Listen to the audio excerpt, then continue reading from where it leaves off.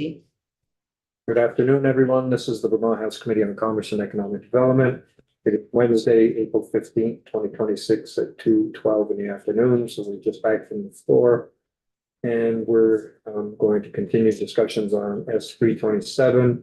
One piece that's in there is from S138, which is CPACE. And so we've got Joan Goldstein with us from VITA. Joan, thank you for joining us this afternoon. Thank you very much for having me. I'm also joined by Sam Buckley, our industry member at VITA. We learned about this legislation when it was in Senator Watson's committee, and she had asked us if we wanted to be administrator, and we didn't really know anything about it. So the team gathered and we learned a bit more about it and how it's popular in many other states. And we thought from an economic development perspective, we could support this. In fact, when I say support it, meaning we would like to be a lender in this space. Just because of the environmental resilience measures people, businesses and property owners have had to do, just long-term economic vitality of our industrial and commercial buildings, and energy performance, of course. So we support the bill. We had commented on it along the way. I see that the most recent version, if I'm looking at the most recent, added the resiliency measures and spelled out quite a few. I thought that was great, and we did recommend that. We also wanted to replace assessed value with appraised or as complete or stabilized value, just so that it matched kind of commercial practice. Assessed value wouldn't really result in any projects. And I think the other thing we recommended, it had that you had to exceed code requirements, and we wanted it to either meet or exceed. And I think that was also changed, but I think now it just says meet requirements. So one nuance there would be if someone's doing something above and beyond code, does that mean that they're not eligible? So that would be one thing that we're thinking about. The other is the express disallowance, or if you will, on if you're a lender, you cannot be administrator. So the way we were approaching this was, well, let's see how much take up there is, and if Vermont Economic Development Authority ends up being a lender and a municipality asks us to do the administration for them, the way it's worded now, we would not be able to do that. And we thought, what better way to learn on how to administer by also being a lender. So that was our, that's really the bulk of our commentary. I don't know, Sam, did I cover everything? Yes, I believe you did. I mean, just to add on to that administrator role, I mean, it wouldn't just be for VITA. We wouldn't think that being a lender should preclude someone to be an administrator in the absence of not having an administrator, because we could see that being a roadblock to it happening if no one, including us at the moment, wants to be an administrator, expressly, as on a statewide basis. And if there's not able to be an administrator, and lenders who weren't necessarily want to be one, but be willing to be one in the absence of any other administrator, that could prevent uptake from CPACE kind of being adopted. Questions? Jonathan? Do you feel that if potential administrators need to be thinking about then like a 30-year time horizon for administering, if that's if that's the maximum term of university space? To be administrating for 30 years? Yeah, I mean, it's hard to answer that question because I'm not coming at this from the view of administrator, but rather a lender. So for me, it would be, the idea would be for the length of the term of the loan. Currently, we don't go out that far, but instead would do an initial term and then possibly could re-up. Well, initially 5 years fixed, and then we reprice the loan, and we could do amortization up to 20 years. And so for some of the state amortization for longer term, like wastewater, revolving loan fund, those things, but generally not that long. Right. That being said, I think again, we're starting to learn more about CPACE. And so if we were going to make CPACE loans, I think we would probably look to a program that would, be in line with industry practices. So not just jumping out of the gate saying we'll do 30-year loans, but Right. if that's the practice, we would evaluate that and possibly do that. We would want to, offer terms that were, in coordinate with, The market. how typical the market CPACE terms are. And so that could possibly be another reason, again, for the ability for the lender to be the administrator, because if they're already in it for the term of the loan as a lender, they're much more likely to be hanging in there as the administrator. Most of to my, again, cursory knowledge of how CPACE works on the administration level, a lot of the administrative role occurs up front, in conjunction with the origination, verifying that the CPACE loan package and all the supporting requirements are in compliance with the CPACE legislation, and that the role of the administrator is not as in depth on an ongoing basis. If VITA was interested in doing these, is there any changes to your statute that need to be done in order for you to? No, not that we're aware, just from reviewing the statute, it doesn't really limit us except for the legal lending limit right now. 6 million for energy, 5 million for commercial. There's also a section, last section in the bill that talks about a study of DFR, and coming back with recommendations of who should be the administrator. I think in testimony that we took yesterday, I guess we're trying to figure out, do we really need to name who an administrator is? Would that be left up to the municipality to figure out who they would hire to be the administrator? Yeah, that's exactly the approach. Like when we first saw this, we thought, can you enable this legislation without naming a particular administrator? Giving Vermont time to get acclimated to this, to understand, is there truly a market? Is there uptake, so that we don't have all this upfront work about it with somebody being named, and no one is going to be putting their hand up to be named if they're not familiar with it. Right. It's kind of awkward. So we think indeed that it could be enabled without naming an administrator. If there's unbelievable uptake and it just becomes unbearable and there's so much work for municipalities to do, perhaps. I feel like let's wait and see. Let's see what this demand is like. Let's see what the uptake is. Maybe, but as you were both talking about, could the lender also be the administrator? But The legislation, if it's not, that part, yeah, we would want to change that just so that it allows us to be it if indeed that is necessary. We keep it open rather than Yeah. prohibiting it outright. I think that came from DFR. Oh, they wanted that. Yes. Oh. So I'm just wondering if. Yeah, I just wonder how much of an uptake there'll be if the lender cannot be the administrator as well. Right. I think DFR was worried that a municipality, it could look like a municipality is favoring one lender over another. Well, I Maybe a guess really solution. the lender, oops, sorry. I was just thinking that the lender would probably be chosen by the borrower, right? So that the property owner is gonna go out to get financing. And then whether the municipality could do this on their own or not is the question. Likely party would be the lender only because they're in it. I can't imagine, unless there is somebody who steps up and says, wait, I'll do that. And if DFR is playing that role. I mean, they were adamant about it. I didn't get to watch the testimony, so, Well, I don't think they're adamant, but Oh, I think okay. was their suggestion, which was incorporated by Energy Technology Committee.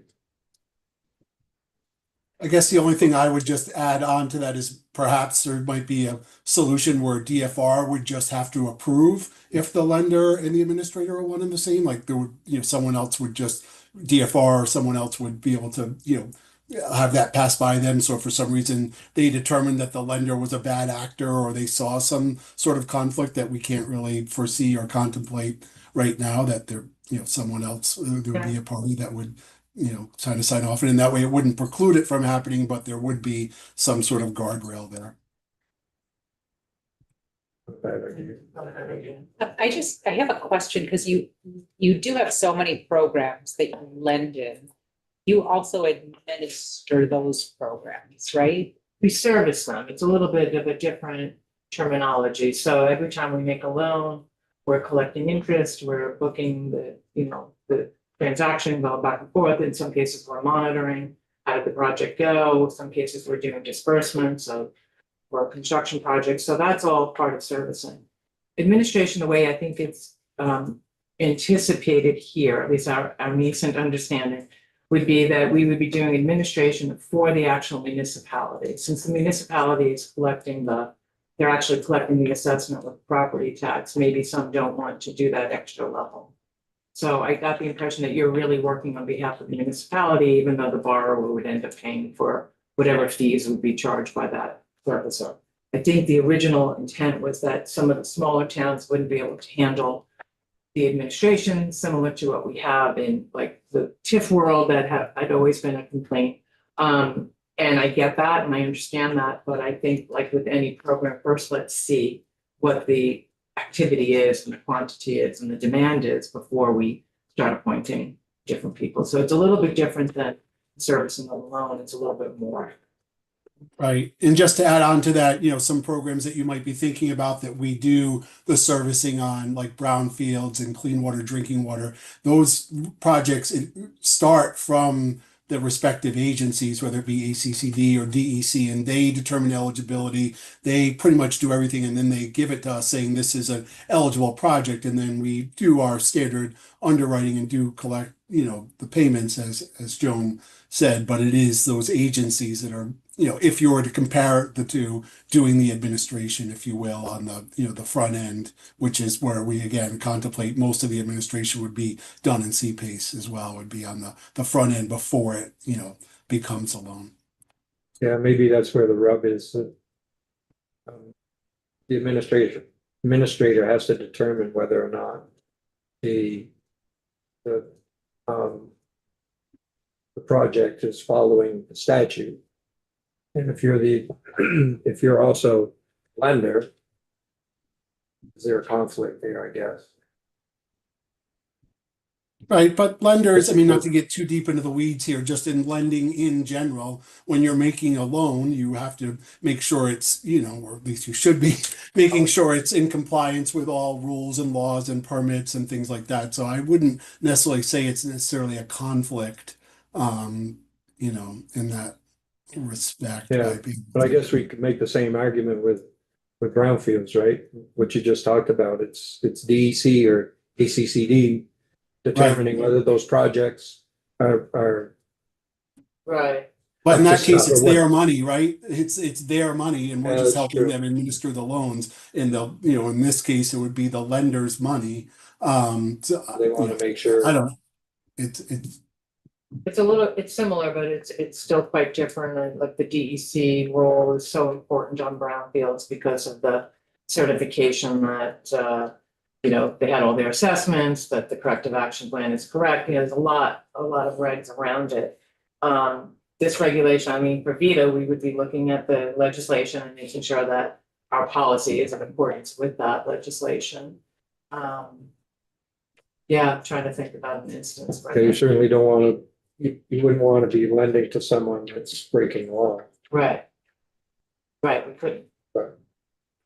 And it's not unusual, again, given our preliminary assessment of the CPACE, national CPACE market, across the country, it can go both ways. It can be, we've seen examples where the lender is the administrator. We've seen examples where the municipality is, and we've seen examples where there is a statewide administrator. So it's not like we'd be treading new ground by allowing that provision in this case. I think that's a bad idea. We'll have a conversation, I think, with DFR. See if we can have a workaround, but I'm a little concerned about being able to find administrators. Right. They're gonna need to know, DFR is gonna, sure what they'll say is, well, what's the standard? What do you want us to do? Do you just want us to approve the administrator or follow it along, or, you know? I think it's just approving the administrator. Well, then they want to know what standard we're supposed to judge.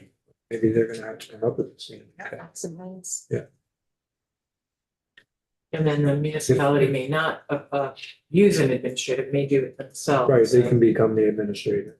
Is GFR ruling over the municipality about whether they have the capacity to do that? Yeah. Again, my understanding is when CPACE lenders serve as the administrator, in general, that's not where their main focus is. It's to do it in lieu of there being a designated one. Right. Right, they do it because someone else is. Right. The questions for Joan or Sam? Great, Excellent, thanks. for your thank you. time. Thanks. Peter? Good afternoon, Mr. Chair and committee. For the record, Peter Walk, I'm the Managing Director of Efficiency Vermont. We have a little bit of history with the residential PACE program, which was put into place 10 or 15 years ago. Now, it is much different than the way this CPACE is contemplated, in that all of the work was done up front to enable the potential for the market to emerge.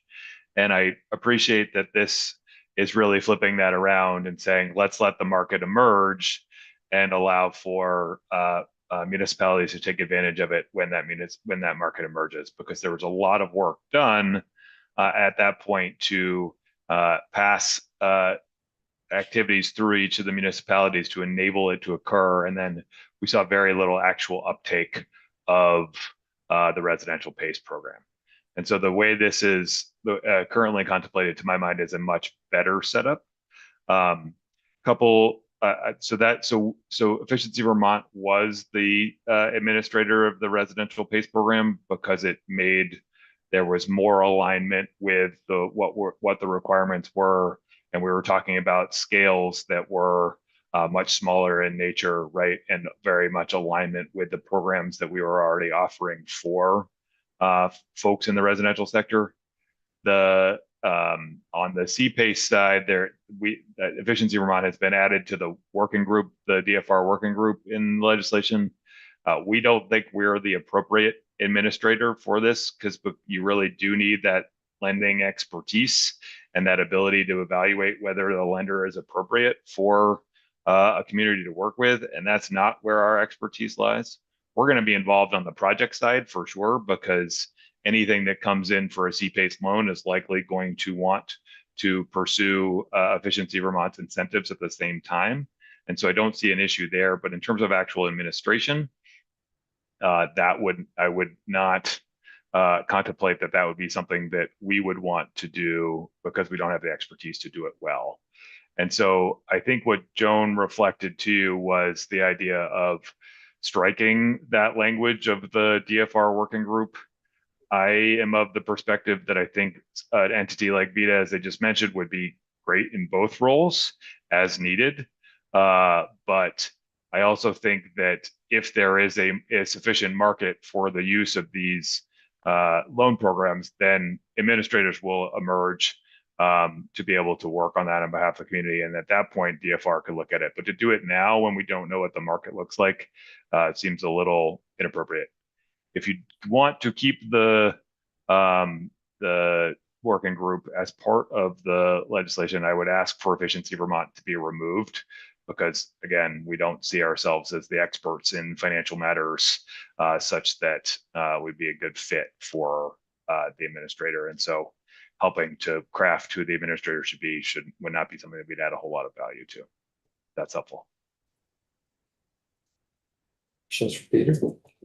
And then the last thing I mentioned is Joan reflected upon language that suggests you would only be able to meet standards to get loans. I would agree with her that being able to exceed those standards is generally what our programs are used to support. So if the loan was only able to cover the component of meeting code, then going beyond code, which is really where you get the most energy efficiency value, would not be allowable under the loan. And so I think making sure that to meet or exceed should be added to the language.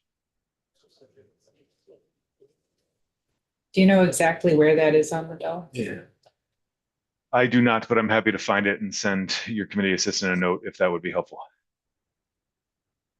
Sure, we'll find it. I wasn't aware that was in there until Joan brought it up. So I was just reiterating her comment.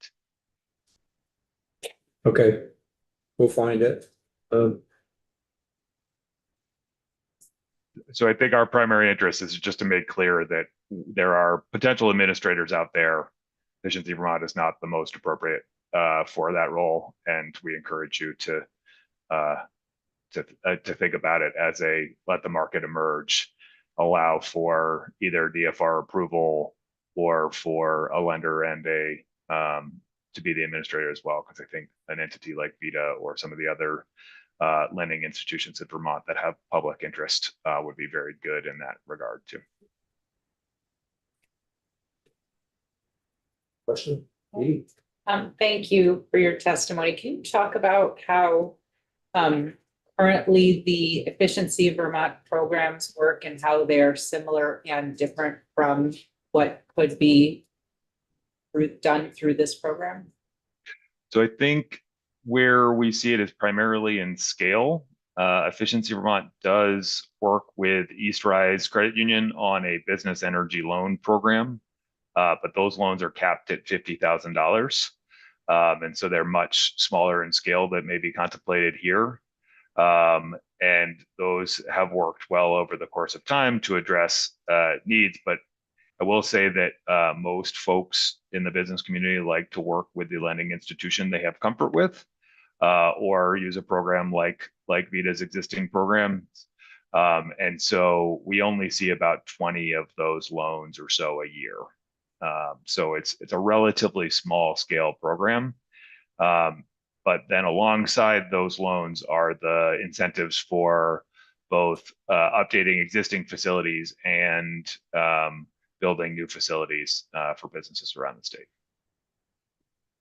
So those are direct incentive payments, grants rather than loans. Yeah, it's not for the full improvement, right? It is not. We typically are aiming to support a portion of the cost above the sort of baseline model or of a piece of technology that's out there, or sort of work, which is often set at code, which again is the reason to go to have it in the language to be able to meet or exceed. Yeah. Other questions for Peter? Do you see those programs working with this so that it would give multiple streams of money to folks who wanted to build or update their land, update their property? Yes, very much so. I think this brings another tool to the toolbox if that's what folks are interested in using. We see this across the board with projects that have lots of different funding sources. We end up being a part of that funding and financing stack that helps make projects possible. I'm thinking about things like the Putnam Block in Bennington and the like, where big, complex, thorny projects that have to bring in lots of different sources to be able to make them work.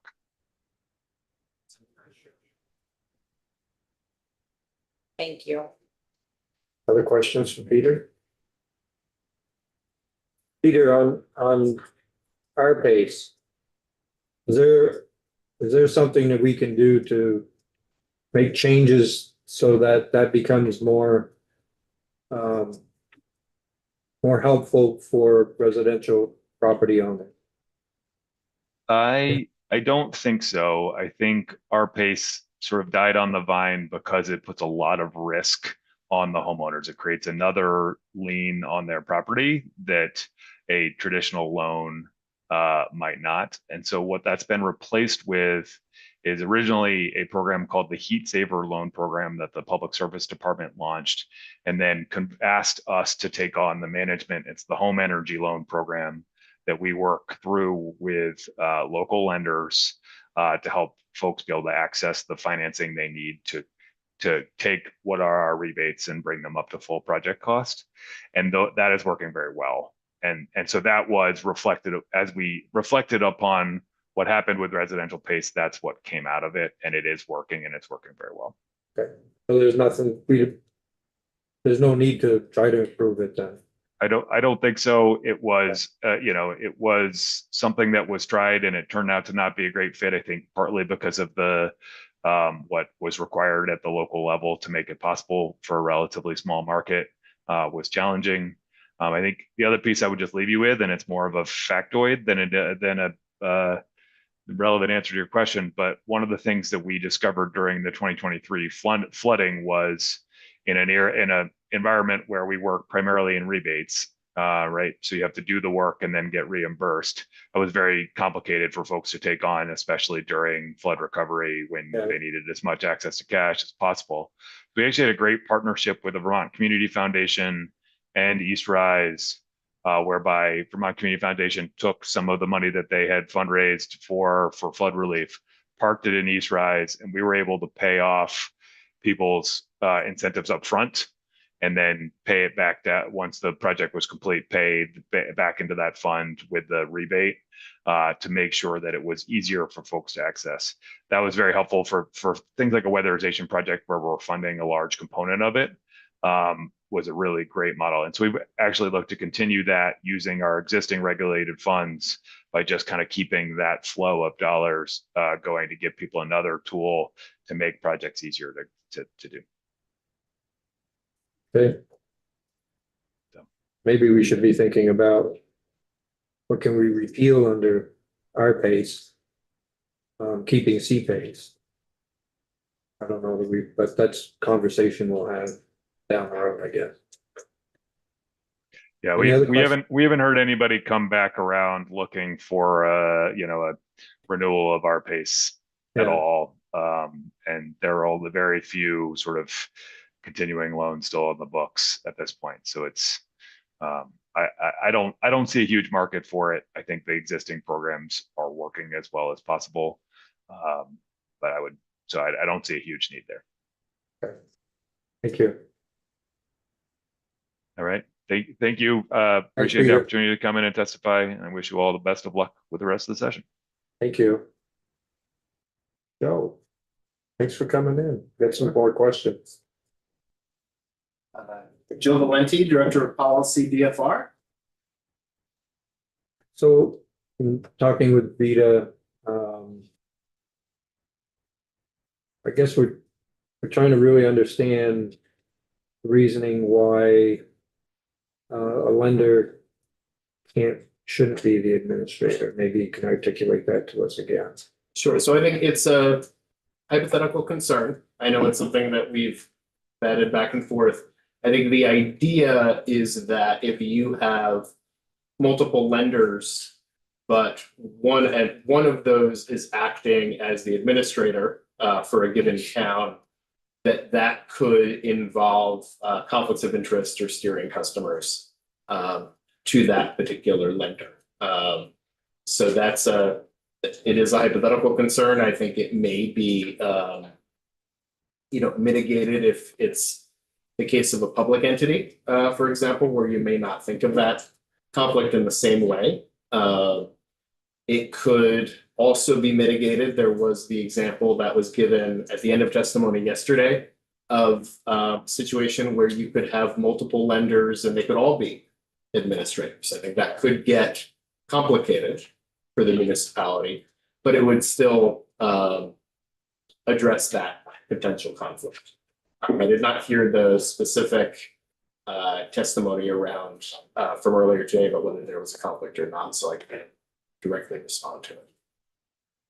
Sure. Trying to get the idea of steering here.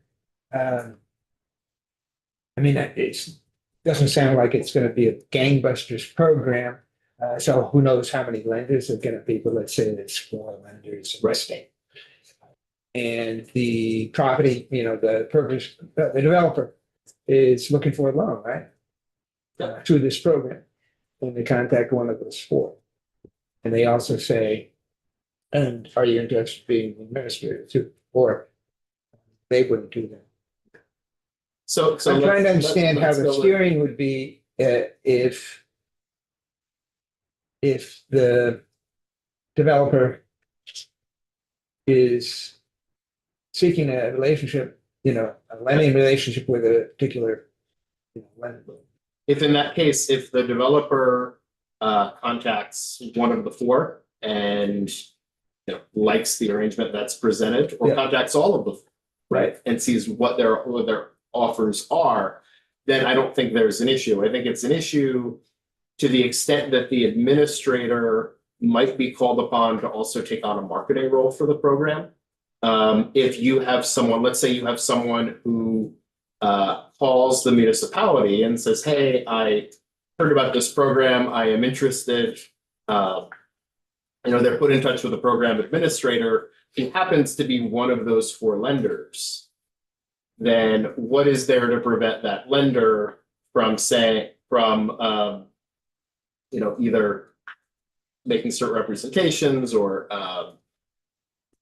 acting as though they are preferred relative to the other 3.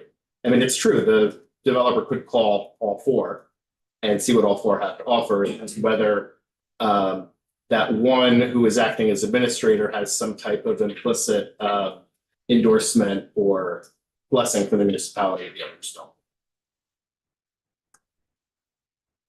Just seems like the primary relationship is gonna be between the lender and the Right. developer.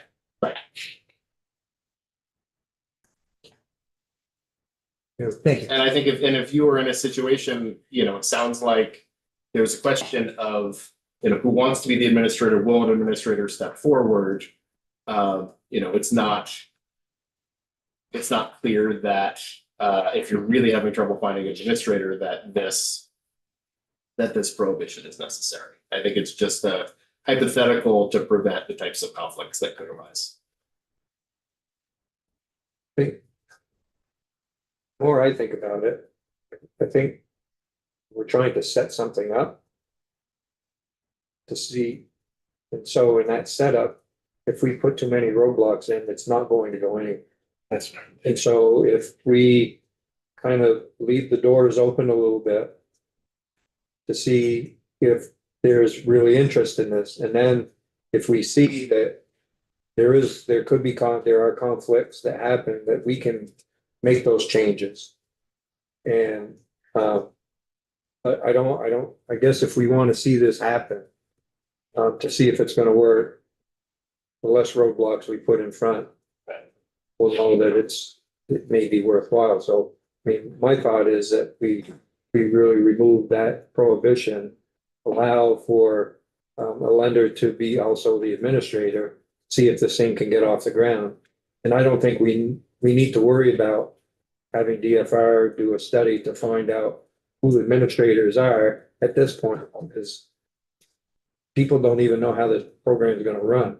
So we don't even know who could be administrators, so. Right, and I think to, distinguish this from the RPACE program, I think we are a little bit, typically with small business lending, you're a little bit less concerned about borrower protections. We still have, as I mentioned yesterday, if the loan is under $1 million, the lender still has to be licensed by DFR, so we would have oversight in that capacity. And you still have there is a mortgage holder or an existing small business loan, you need the permission from that lender for this to go forward. So, I think if your concern is that we don't need to unnecessarily layer on top of this, I think, we have no objection to removing. I think if we find there's an issue down the road, I think that we can implement something that fixes that. Jonathan?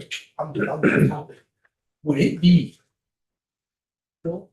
Or would, if a situation happened where a municipality had a favor potential or lender or actor in the C-base, space. I can imagine some other entities in that space saying this isn't fair. Like, I mean, that seems like something that might would immediately be problematic to other players in the field. And that seems also like something that we would just naturally avoid.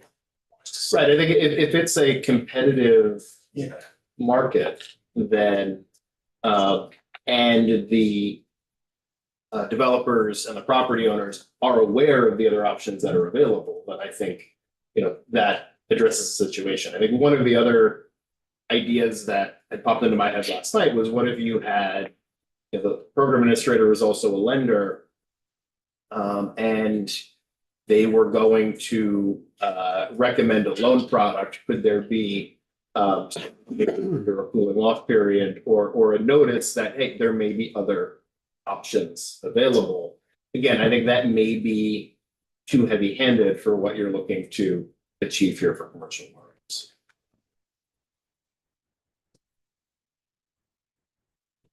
Questions? Great, Joe, thank you, Sure, thank you. appreciate it. And Rick, would like to run through what we have so far. Committee, are we good with removing the study that's in there and then removing the issue of a lender not being able to be an administrator at this point? 100%. Yeah, I, Love it. I think so.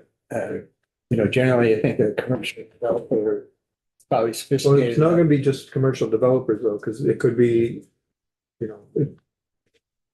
can be someone that owns more than 5 units in a building that wants to do energy efficiency upgrades or more climate. It could be a small.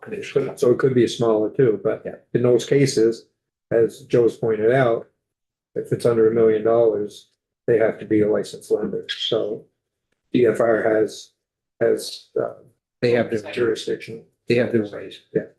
Yeah, I think it's great because it kind of solves two problems, because if they can be the administrator, there's a vested interest in them wanting to learn how to do that, which then opens up the market. And it's not like the lending market. I mean, we've got plenty of competition in the lending market, so I'm really not that concerned about somebody playing favorites. I love it. I think it's Okay. And I'll touch base with Joan just to see, ask her to identify the spot where she wants to see the word exceeds. So I went through and in new construction, I saw it says meets or exceeds. I don't know if there's another spot that she was referring to, but I did a search and I found something on page 14 line 8.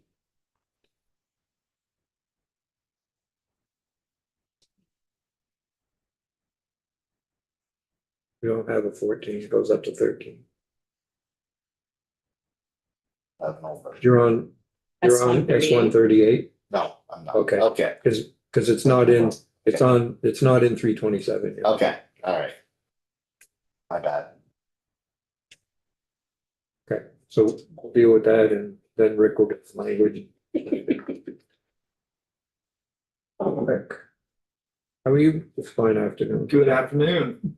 I'm well. How are you all doing? It's great. All right, Rick Sagal with the Office of Legislative Counsel. So we have a new draft 2.1 of 327. It does not include S138. I will work with Ellen to get that language, and I understand there's a few changes you'll want, so I'll have to coordinate that. Are any of these members working on that bill, or is it kind of? No. No? Okay. Kiera, can you send an email to Ellen and see if she's available? Sometime a little later this afternoon. I can go over it with her. It's probably gonna be me anyway, that's gonna have to figure out, but Okay. it might Oh, help. maybe, yeah. If she has the background, Yep. we've talked, her and I've talked informally, but. Yeah, maybe She when was here. we went through some things with her. Yeah. But there's a couple more pieces that we wanted, maybe we can work with you and you can Yeah. talk to her. about- Sure. Okay. Okay, so back to 327 again, draft 2.1. This is the economic development bill, got from the Senate. Changes are in yellow. So section 1 was the purpose statement, which is outdated at this point. So for now, I have deleted the purpose statement. You all are welcome to add back a purpose statement, but it was based on what came from the Senate, and a lot of those initiatives didn't survive appropriations. So I figured for now, let's not confuse people when they read the bill. So again, happy to put back a purpose, but I don't think it makes sense to keep it for now. Okay, section 7 is the business resources and growth section.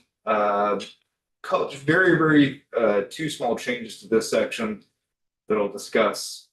This is the, if you recall, the Economic Development Department will consult with stakeholders to determine how businesses can grow and access capital.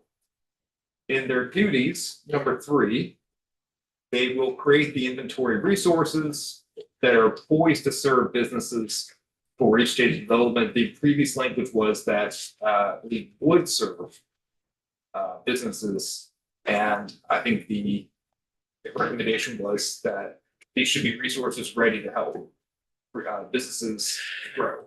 It's the first change. Subdivision 5. Determine how to better communicate succession planning options for businesses. The previous language was determined how to improve succession planning for mature businesses. And so a couple of members met with Lyle and Nick from the department, and there was some kind of agreement to not limit it to just mature businesses. So sometimes it's a relatively young business and they want to sell, or they want to, for some reason, offload the business. So maybe don't limit it to just mature businesses. And instead of improve succession planning, that kind of implies more of a personal help to each business. Like, here's how we're going to help your specific situation. The recommendation was to make it how to communicate to you ways to improve your succession. So kind of more of a abstract take on it as opposed to a direct help, if that makes sense. Makes sense. I don't love it, but it makes sense. I feel like it's less support to businesses than the way it was written.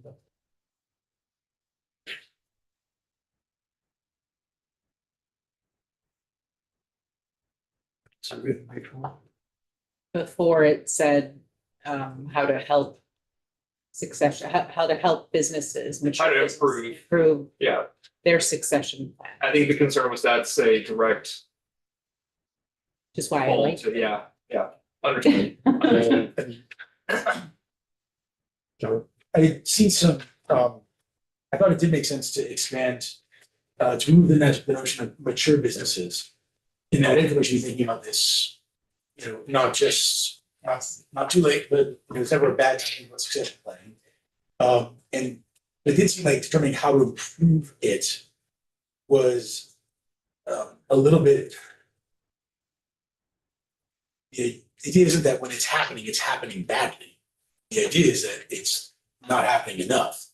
And that, I think, was behind some of the adjustments to the language. That it's not as if we're seeing incompetent succession planning. We're trying to have more of it. It's happening throughout all stages of businesses. And I think that's sort of where we were hoping. That's, I think, in conversation with the agency representatives, that's sort of what was on their mind as well, which I felt persuaded by. We're going to get a report, and that's what we'll be getting, as opposed to some recommendations for what we can then do, as opposed to now the agency understands how to do this. That's something, there's already partners doing work in this space, and ideas of how to get more in the door for them.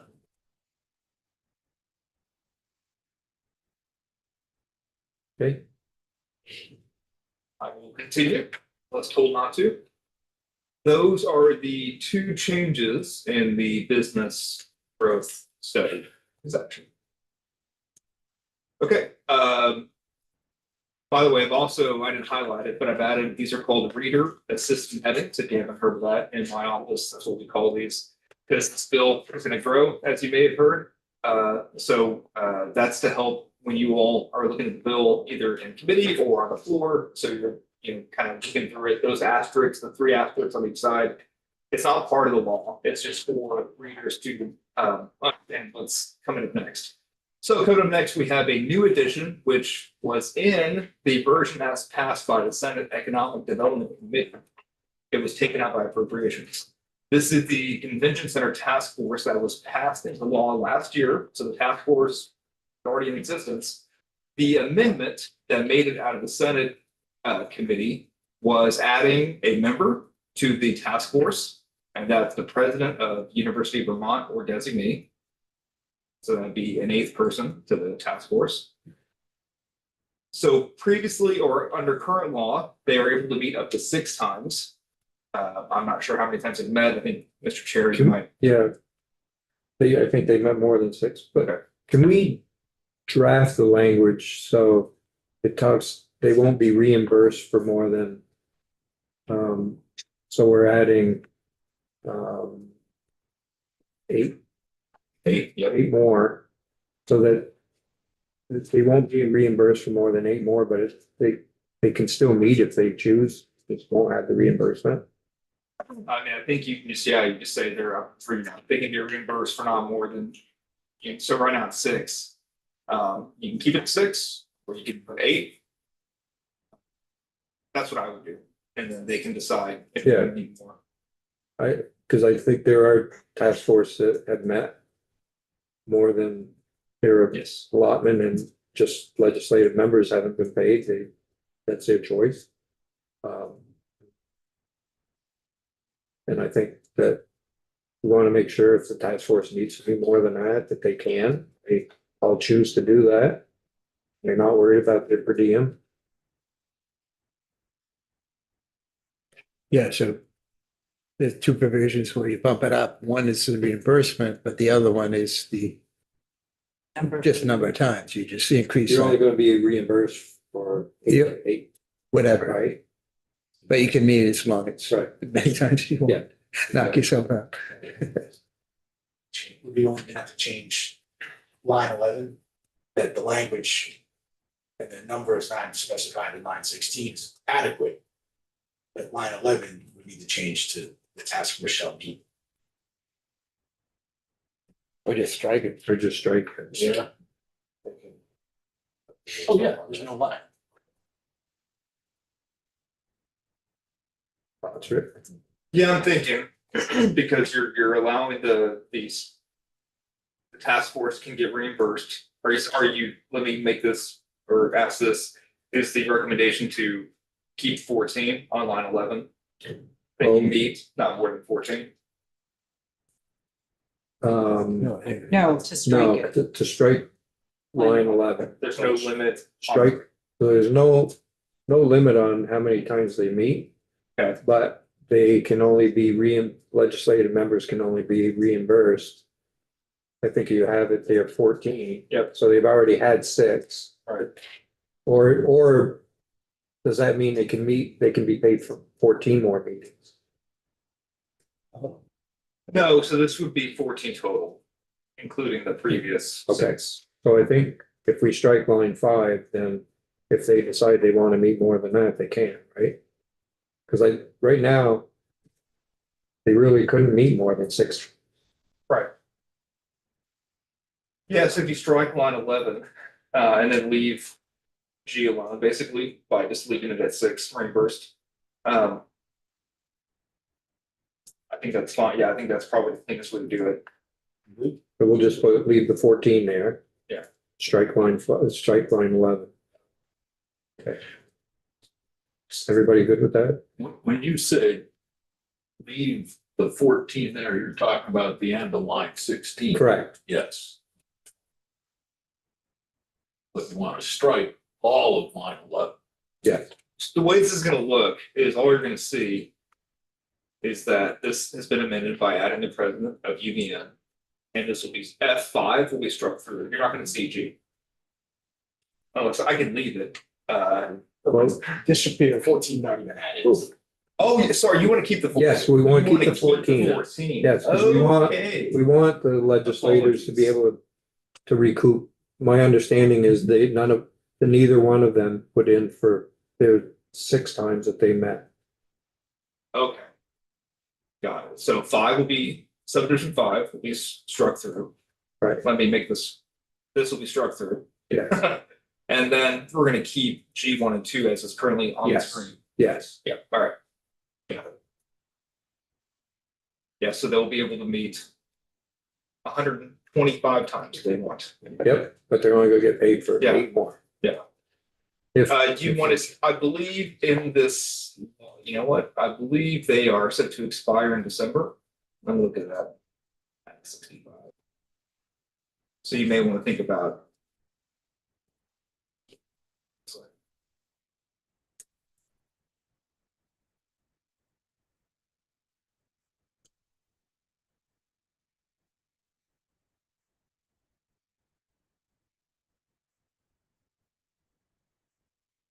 So they will cease to exist on December 1, 2026.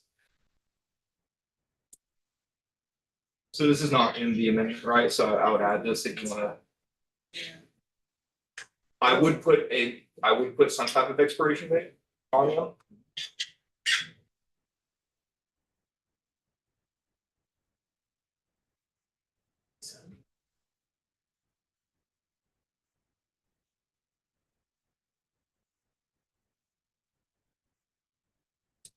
I don't know.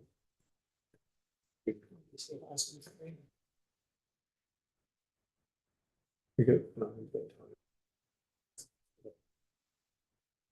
We'll ask the question, I'm just. I think we should go past December 1, I think. You want it. You'll want it sometime where you can, if they need to continue on.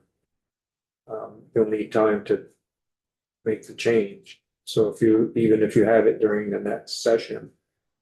To be able to make the change and have it go through here, go through the Senate, get to the governor. July 1, 27, Yeah. Yeah, safe. So December 1, 27 would not be safe because it's too, like you would. well, it could be, We but might not notice. Might not know, right, yeah, this July 1 would Yeah. keep us on the ball. next year you'll hear from the task force. Hopefully you bring them in. Find out how it's going and see if they need more time to continue the discussion. So then you want to push back the report date of November 1, 2026. Why don't why don't you make that like a preliminary report? Okay, so currently it's November 1, 2025. Yep. For their interim, which you received. Yes, so let's now put an interim report of, you want December 1? Of 2026, and the final report. Final report in July 1, 2027. Or, I would give some, I would have the group expire after the final report in case there's maybe December. December of 2027. It's not the report, but the expiration. yep,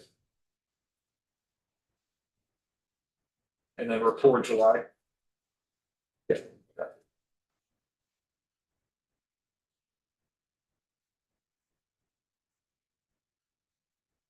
Okay. Any other, I think that's it. I don't think there's another effect here of making these changes. I think I mentioned it to the committee, but just to reiterate, I had spoken with Chair of Appropriations about this back in, she was okay with that. I think I mentioned that, but just in case you're wondering, you don't remember why this showed up now, it's. I asked Rick to put that in. All right. Moving on. Back to 327. So you have the veggie, which I now have titled, so I don't trip on it every time. The repeal of the veggie prospective repeal. Okay, as we're going, people of. Committee good with repealing veggie? No. Well, No. I wanted to see if you guys were. And we are sunset on veggie. We pay attention. That was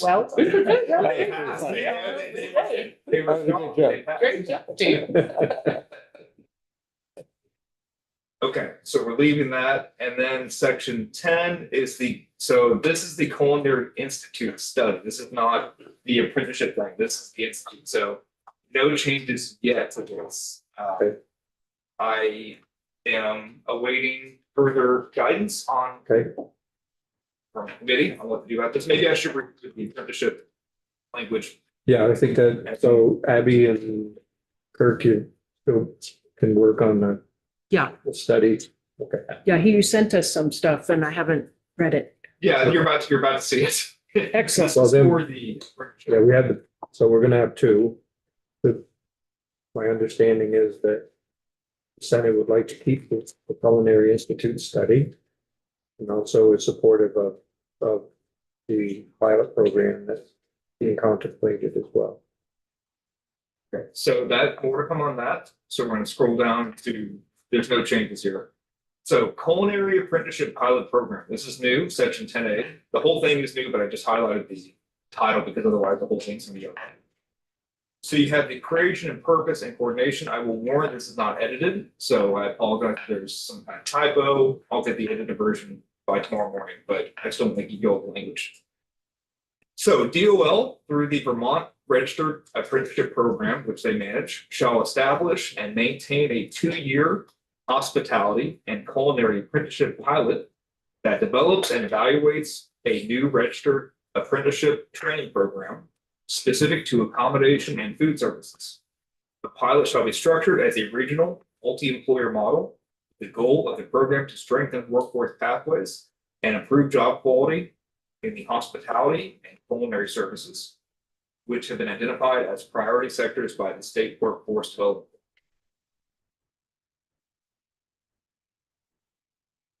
The department shall coordinate its work on a pilot with the Department of Tourism and Marketing, Department of Economic Development, the Office of Workforce Strategy and Development, and Vermont Chamber of Commerce.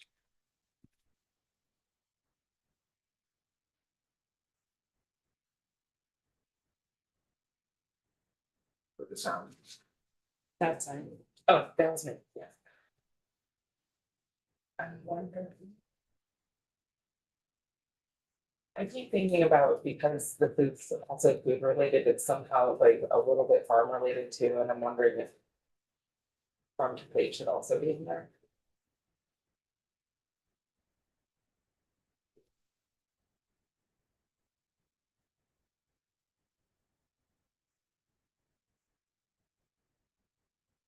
Mean the specific organization. Maybe the organization or something that is related to farming. 'Cause the thing that I keep thinking about is part of the culinary services world is also value added products that are created on farms.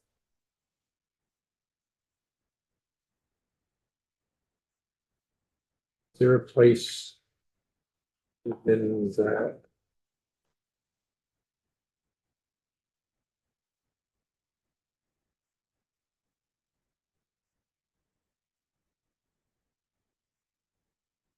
Um.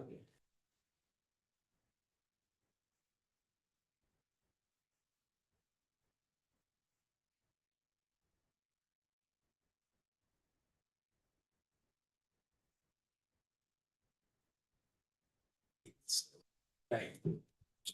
I'm saying that if I understand maybe the hospitality in Vermont today is informed by or is bringing into the fold those sorts of products that you're describing as sort of a part of the, like, that's what it is to have. That's part of it for sure, yeah. But also, a lot of our farms and various ingredients that are created at, farms or whatever.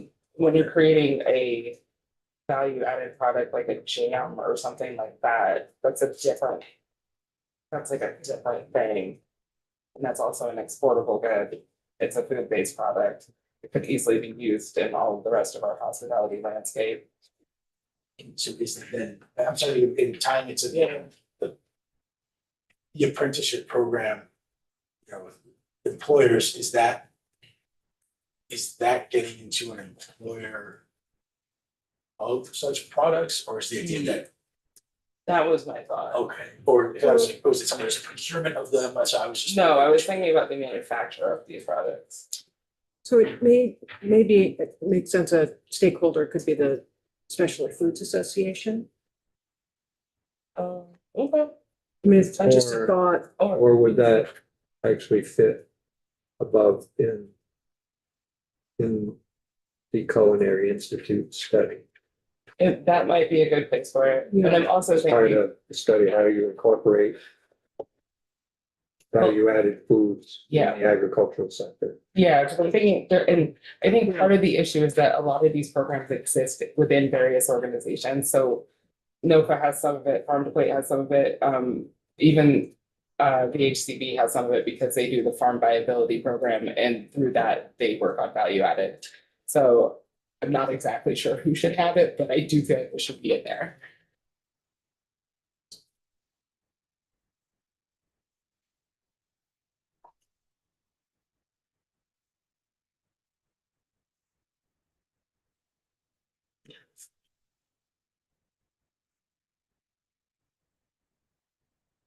I mean, why don't you touch base with Jay Ramsey Okay, and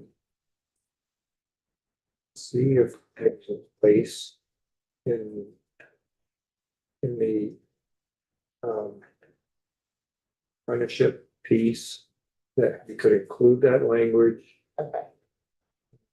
Not sure, because we're just talking about teaching people how to cook, right? Or that's, it's a different, it's not an apprenticeship for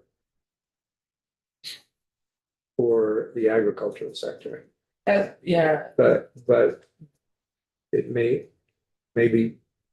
work with Kirk and Abby and see if we can fit that into Culinary Institute study. Maybe we can expand that study a little bit. So it's not just a Culinary Institute, but how do we incorporate You know, more? it's really value-added, yeah. value added food process. Yes, okay, in Vermont's restaurants, yeah, food business, whatever. yeah, I guess food-based businesses. Yeah. Yeah. Okay. All right. Any other questions about the coordination? Maybe once you see the details of the pilot, you'll consider other. Yeah. So subsection B, pilot details, the Department of Labor shall implement the pilot in a tourism-based regional economy. And by the way, most of this language is from labor, so if there's a question about what this means, I may not know. Okay. Implement the pilot in a tourism-based, like, I don't know what that means, tourism-based regional economy, and include multiple employers, including at least one large employer located within the same regional economy. It's probably something similar to Killington, Yeah. JP, or Sugar Bush. Yeah. Somewhere where there's a large. Yes, a lot of food restaurants and they're doing a lot of receptions. Yeah. That makes sense. Not bad. Is it crucial that it's tourism based or just a regional economy? I was gonna say in our in our land use stuff, they are identified as resort areas. And maybe it's more resort, in a resort area based regional economy. Just We'll have, pronounce. let's go through the language, mark spots where you have questions, and we'll ask the department to come in. B, incorporate an intermediary or coordinated entity. Include structured work-based learning across more than one employer. Align with education and training providers, including secondary and adult career technical education programs. Be structured to rely on existing resources, including the physical assets of schools, technical centers, and restaurants. It's the Oxford comma there. And unedited. F, be built around not more than 2 apprenticeable occupations as defined in the apprenticeship chapter. G, establish specific numeric targets and track outcomes, including completion, retention, and wage progression.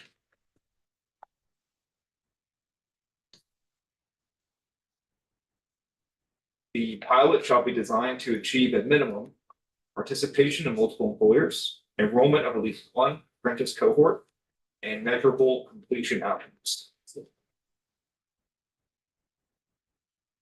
So that's kind of the crux of the pilot. Moving on to D, funding. That should be D.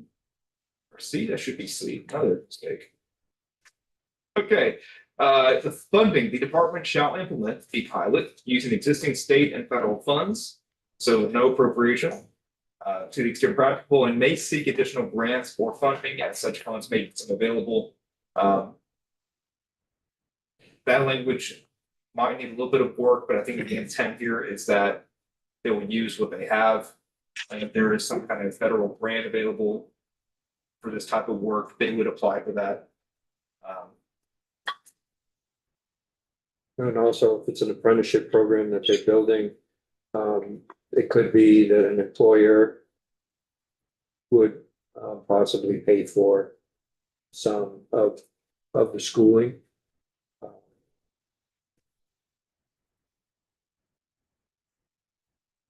Well, I don't think the language limits, it's not limited, doesn't limit that option, I would say. Yeah.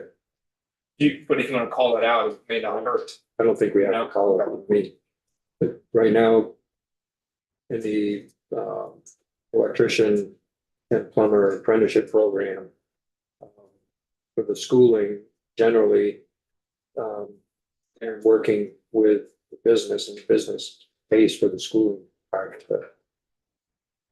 I mean, of course, they're working for it too, so that could be something, same thing that they may be contemplating, I don't. Yeah.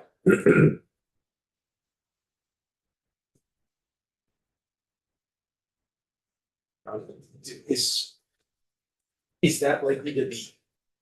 So if we're looking at in F from previous page from section C or no, I think it's two principal occupations as that term is defined. 21. That statute, I think, is it's all about the number of hours and so we expect that how that language exists would sort of be informing requirements when we see in the next page on our side with respect to funding.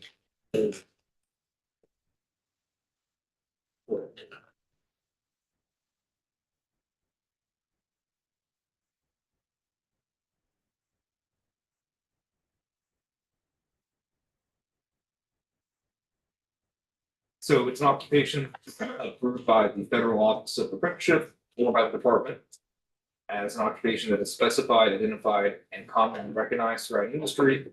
It involves skills that are customarily learned in a practical way, creates a structured, systematic program of on-the-job supervised learning. The rest there. So I think yes, it'll be limited to what this definition says you're limited to.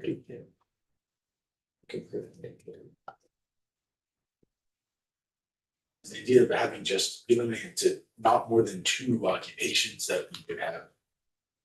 Is we'll just talk to them about this for 1 chef, 1 hotelier. 2, whatever it is. Yeah, it's a pilot, so they're trying to, I think they'll pick probably two of the areas that are most needed in hospitality. And I guess nitpicking, could they? What we need, what we expect at least 1 to be a culinary position.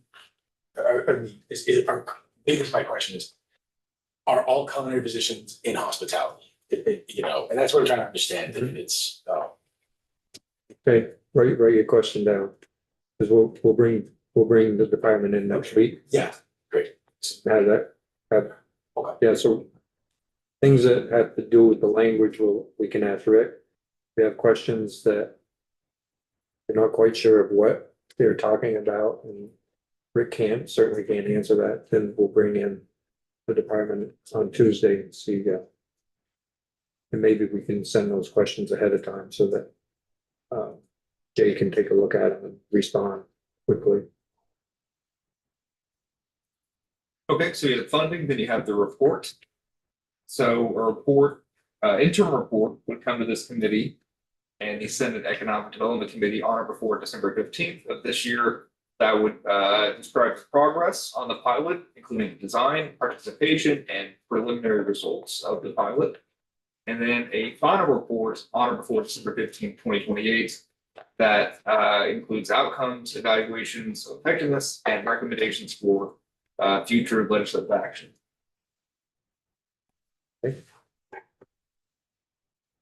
Any other questions about the pilot language? Okay. Section 11 was the Route 22A highway study that's been removed. I think House Transportation took some testimony. I don't know much about it. What Mr. Kerry, you want to? Yeah, but they took testimony, their recommendation to us is to remove it.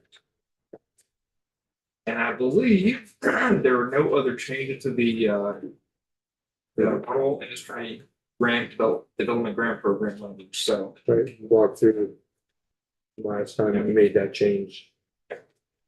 Yeah, the change, show you what it was, it's not yellow anymore. The award. Yeah. So 1A didn't change, 1B changed. It may exceed $1 million, but won't exceed 2 million as long as it's classified as a federally impacted property and the secretary certifies it's located in a designated downtown development district. And then one of the 2 other categories, either a REAP zone or a federally declared natural disaster area, not more than 5 years in the application date. So I think it was 2 years previously.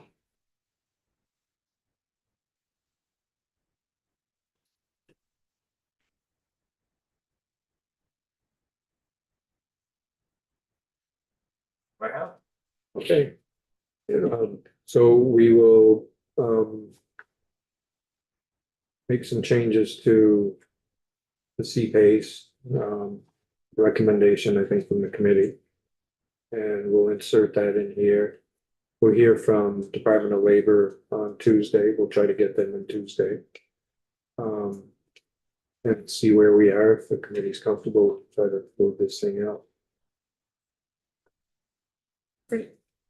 And you'll work with can work on the culinary. Work with Emily as well to see how we can incorporate that in. Okay, any other questions? Jonathan? I'm still not grasping the change that you just detailed for us on page 16. I'm trying to get what it had there. I'm also still struggling with some of the adjustments to the program at large. What did you do to section B again? So this, let me be clear, the last walkthrough already had that change, so that's why. I didn't look new. That's a, yeah, no, it's not, it was new in draft 1 point. 3. So 2.1, since that didn't change, it's not in yellow, but draft 1.3.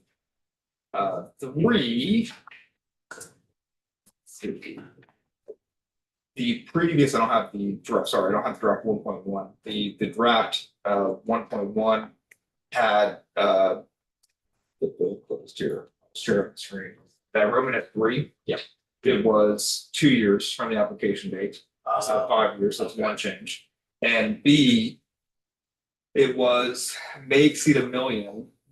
No, it was shall be 100% of the total project cost. And the concern was, what if the total project cost is like $10 million? And there's only 2.5 million left, right, in the program, so that would not work. So now it says, well, you can exceed $1 million, but you can't exceed 2 million, as long as. So that's, again, I can send you what it was before, and you can kind of compare that. Yeah. Thank you. Yeah. It does feel risky to me. Or I'm surprised to feel this way fits into the risk. It was fine.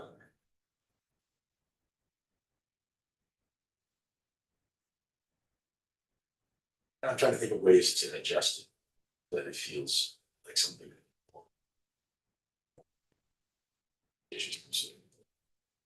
I imagine would be the last resources in this specific pot for a long time. Maybe not. Well, it's imagining, but Yeah. I mean, I think you need to look at eligible activities, what they have, what project sponsors will have to provide to ACCD in order for ACCD to make a determination of whether they make the grant or not. any more testimony on this one? On this particular program, project, portion of the bill? Who do you want to hear from? I know that. The. Commissioner McConnell had mentioned a couple other. Programs. Or a couple other projects in the pipeline under the original. Auspices of the language in the grant. And I'd like to know more about who those are, where they are. I think there's interest in changes, Yes. right? There's those interest. I don't think there's much interest in 20%. Like, I didn't think anyone was trying to have the way it was is better. I just thought, I think we had heard from some recipients of the older sort of Yes. rule set. But then there are others that I think were, maybe there were some applications that already been submitted or something, and I just was. Don't remember hearing, I do know that there's interest. And there's projects out there that are interested in at the 50% level. Yes. But I don't remember hearing anything that they had projects at the 20%. Well, I really thought. Maybe reach out to Lyle. And then, yeah, if you hear the RDCs, I think that's who it was, the RDCs have a. Yeah. Here's what we're looking at, and maybe like, John, relax, we want to see this 50% thing, then I'm like, cool, and I'd be glad to, I'd feel better hearing that, I guess. Yeah, check with Lyle. I know I've heard from RDCs that there are projects out there that are ready at the 50% level, but there's not an interest in 20%. Yeah, I'm on the same page. Okay, but if you've been hearing from them, that might, that. Oh, so go ahead and double check. Okay. Doesn't hurt. Anything else? Okay, I think we're done for today. We're back tomorrow, 9 o'clock. We're in room 10. We have group meeting. Room 10, right? Yep, that's correct. Yeah, you'll be running the show. Yeah. Okay, Rick, don't leave. I'll show you around 1:39 or 1:38. Okay. And then we're back in here. We're gonna hear Beth St. James on 313, the CTE bill, and we'll hear from CTE directors and others where they are with where we're going, and we'll hear from Secretary Saunders as well. at 11:30. So any questions? And then we're on the floor for the rest of the. Okay, if there's no questions, we can go offline and we'll be back on at 9 tomorrow.